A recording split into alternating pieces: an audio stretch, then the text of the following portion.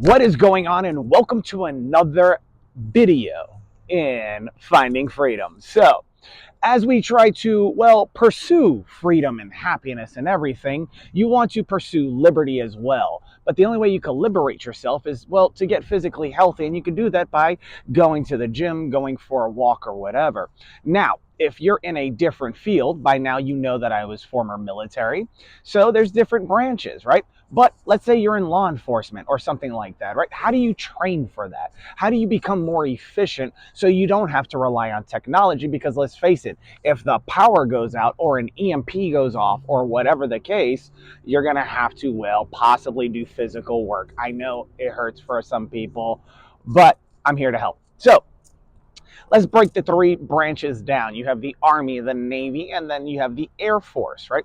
The Air Force, they're great at running. They could do distance. Even though their PFT is one way, they're great at running. I know because Jason Patton, concierge surgeon, who was a flyboy, who only hangs out with winners, by the way, is a great athlete and runner. And he beat me on the run.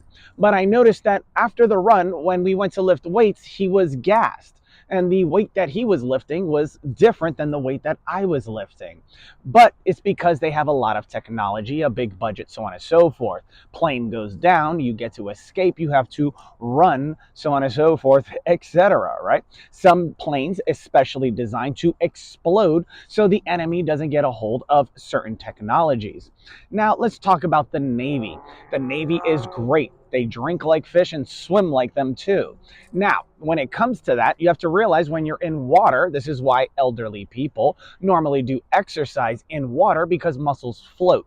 When muscles float or have the ability to do so in a pool, you don't get as sore, but you still burn calories and work on cardio as well as strengthening the tendons and ligaments that you're going to need in your older years. Now, these are the things that keep your structure together, so on and so forth, right?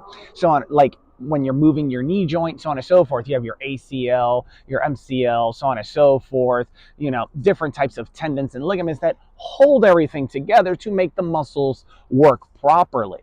Now let's talk about the Army. The Army is a large force. However, they're very strong. They have tanks, so on and so forth. So a lot of Army guys are swollen, jacked, so on and so forth, right? And you'll see this a lot. And they have a combination of both. But here's the thing. Muscle doesn't float very well. And the bigger you are, the more oxygen you're going to need. So yes, the muscles look good for a certain point. But if you're not trained to run very far because you have tanks and all this weaponry and a large budget, well, then you're going to have to make, some sacrifices. I might do more cardio, more repetitions, etc., and sacrifice size in order so that I could go to the beach and hang out with everybody, or I could go to the pool party and not say I don't want to get into the water, because not that you can't swim, it's just that you're an iron duck. So when it comes to that, and that's military slang, it just means that you're going to sink before everybody else. So that's one thing there. Now let's transition this over to, law enforcement, right? If you're wearing a vest, if you're wearing all this stuff, but you're training without it, it doesn't make sense. You're going to get gassed before you even catch up to anybody. Right? So what I suggest is doing things like HIIT training or incorporating cardio into your workouts. For instance, do a heavy lift, but then do some high knees right after, right? 30 seconds, not that long, and then rest for your 1 minute to a minute and a half, so on and so forth afterwards. See, what happens is your oxygen levels get depleted, right? Because you're working cardio, but you're working large muscles at the same time. So if you're lifting heavy and then you go into, cardio afterwards, even for 30 seconds, it's like you see UFC fighters, right? They stand, they scrap, they clinch, right? They pummel, so on and so forth, etc. They push back, step back, and they gain their breath, right? Same concept. See, you're lifting weight sometimes, right? You're grappling sometimes. You're trying to or detain somebody sometimes, right? But what happens if they escape? Now you have to run. But you have your vest, you have your utility belt, so on and so forth. You're carrying about 15 pounds extra. You're not used to that.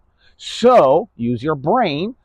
exercise with cardio, then take the break, right? Similar to a UFC fighter. They don't go at it, so on and so forth, unless they're winning, and then they knock the person out. But if the person gets up and they create distance, they're also creating breathing room, is what it's called. Sometimes, depending on the sport or martial art, you create distance for breathing room, right? Why? Because if, let's say, my opponent is more than inside my 3 foot barrier, right? Because your arm is roughly 2.5 to 3 feet. You use both of them. You can add it to 6, give or take, so on and so forth. You push somebody away, get back, etc. Right? Now you got your breathing room. You're in your stance, so on and so forth. Now you're ready, right? Then you get into the altercation, but they get away. So now you have to either run and chase them, or you're going to run out of breath while you're chasing them. So do your high knees, do something else that's quick, that's fast, right? Because you have to remember, even in a fight situation, right, you could be boom, boom, boom, boom, elbow, so on and so forth, etc., knee, etc., so on and so forth, grapple, pummel, throw, so on and so forth, etc. Your body's looking for oxygen normally in those cases. If you're a grappler, even more so, because how do I say this? Because I got in trouble in wrestling for doing jiu-jitsu tactics.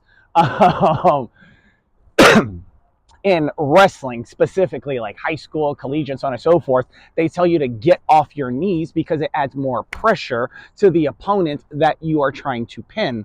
And if you get them in a certain position, you can actually put pressure with your shoulder or other parts of your body to increase the amount of weight that is either on their lungs or whatever. And if they're not training in order to be oxygen efficient as well as strong, well, then they're going to get gassed out quickly.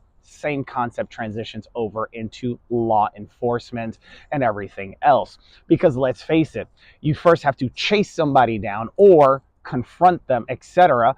Adrenaline is pumping, so on and so forth. And when that adrenaline dump happens, your heart rate starts pumping, it starts increasing, and your oxygen levels start depleting, right? Because either you have or haven't been trained for that situation. So you might as well go to the gym and start there first.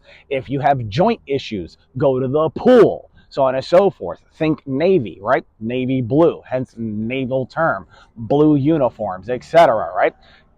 Train in the water. Your muscles won't get sore because they don't have the chance to, because they're floating.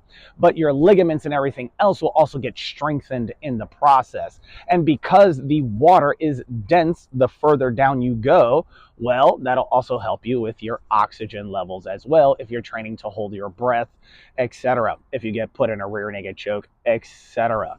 Think about it. Now, when it comes to the running portion, right? Yes, the Air Force runs, so on and so forth, with distance, but you have to remember the flyboys have all that gear, right? So you have your gear, your utility belt, your vest, so on and so forth, etc. Well, why don't you just buy a weighted vest from Walmart that's like, I don't know, roughly around the same weight, and go running? Grab a backpack, put some bottles of water in there, etc. And as you're running, when you get thirsty, take one of those bottles out, hydrate, because you don't want to pass out from dehydration.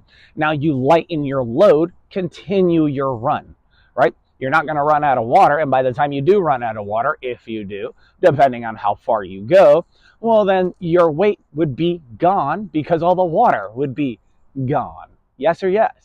So if you want to stay healthy, if you want to stay in shape, if you want to think like a military personnel, but you never went to the military, and some people push back against military people and the way they train, well, try it out first and then come back and leave a comment. So till next time, my friends, I will see you on the next video of Finding Freedom. Peace.